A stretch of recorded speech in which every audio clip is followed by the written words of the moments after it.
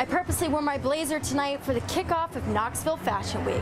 Children of all ages are here at the Emporium celebrating their right for fashion. Let's go inside and check it out.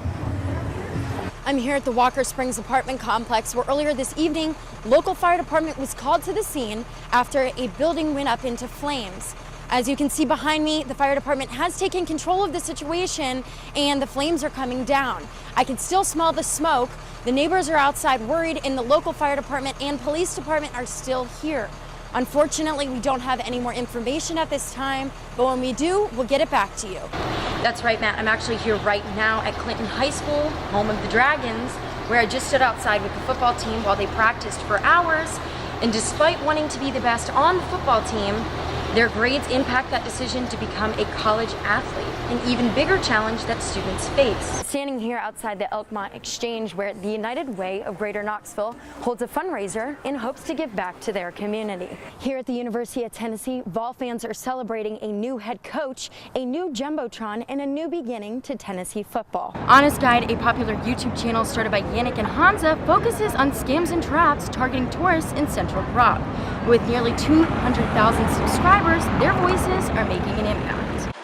Although the Czech Republic has opened its doors to foreigners, it is still one of the least diverse countries in a European nation.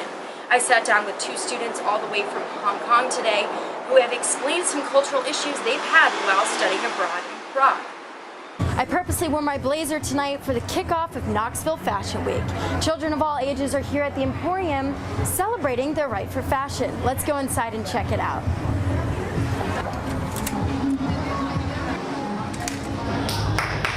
Children as old as 10 and as young as 4 walked the runway this evening. 15 of those models represented Livy Lou, a small-town designer. Some girls model in hopes to become a professional. So I could one day pose. I was like, maybe I can just try this and give it a shot. While others do it to represent their mom's creativity. Her mom is like in charge of like these outfits. We model for Livy Lou. I have Livy Lou's boutique. I carry twin clothing. Monica Gonzalez, Livy Lou's designer, finds inspiration through her daughter. She's really my inspiration. We are best friends and our moms are friends. Although they might wear the same clothing, they all have different aspirations. Trying my best and being noticed. I want to be a professional model. I would like to be a pediatrician. I started modeling about 2 years ago, and my dad's dad died last year, and he had paid for all my modeling, and so I've been doing this, and it's just for him, so I just like make it up for him. We hope to be best friends and like grow up to be like models together. Because it shows like what like kind of like the beauty of anything by all the dresses and all the shirts that these people have created, and it just brings out the beauty in anything. It just shows people that you're beautiful the way you are.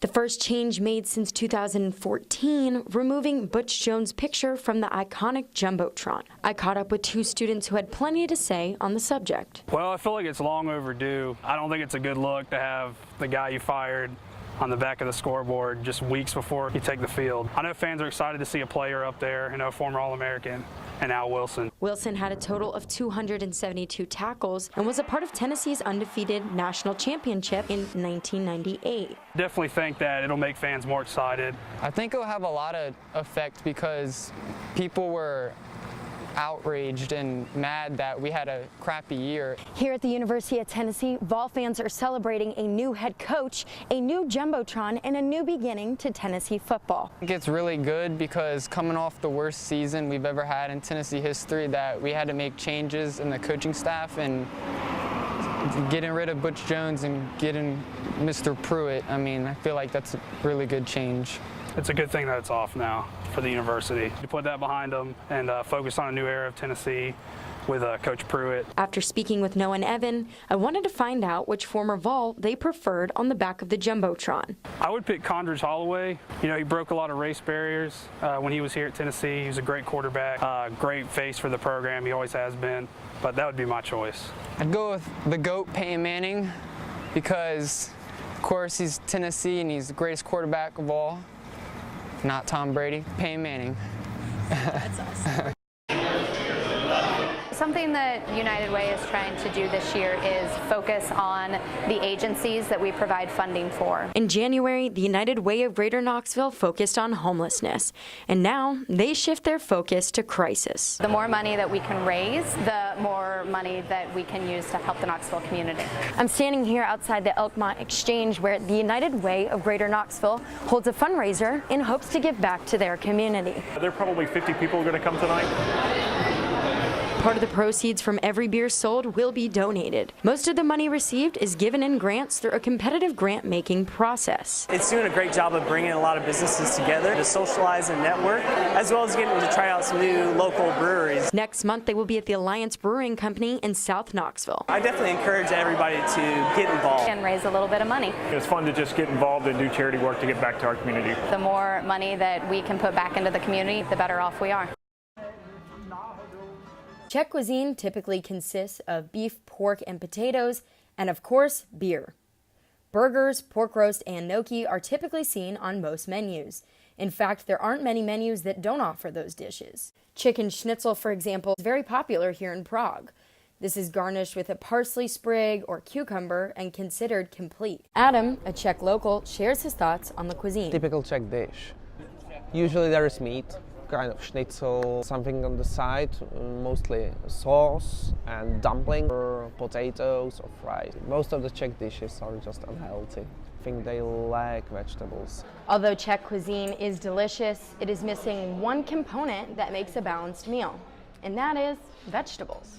Street food offers sausages and bread, even more unhealthy options. Oksana, a Czech resident, agrees with the lack of vegetables. I think we must, in Czech Republic, eat more vegetable or fruit. We are fatter and fatter here. We are one of the fattest nations in Europe, I think. In addition, most fried dishes are less expensive than healthier dishes such as salads. It is even cheaper to purchase a Coke than a water. I think it's less expensive. Less expensive, yeah, absolutely. But if you want something healthier, you must pay more. You need to eat more expensively at the Czech Republic, absolutely. This is Jordan Kudish reporting from Prague.